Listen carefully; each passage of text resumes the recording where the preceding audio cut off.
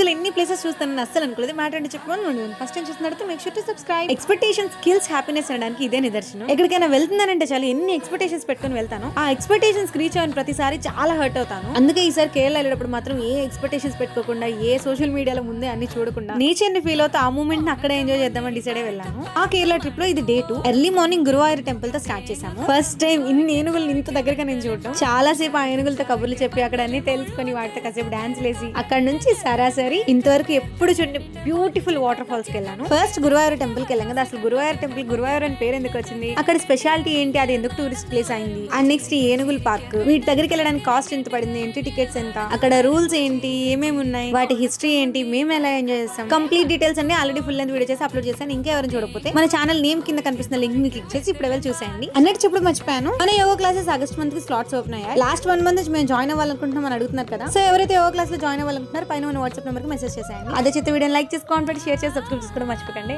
ఉంటాను.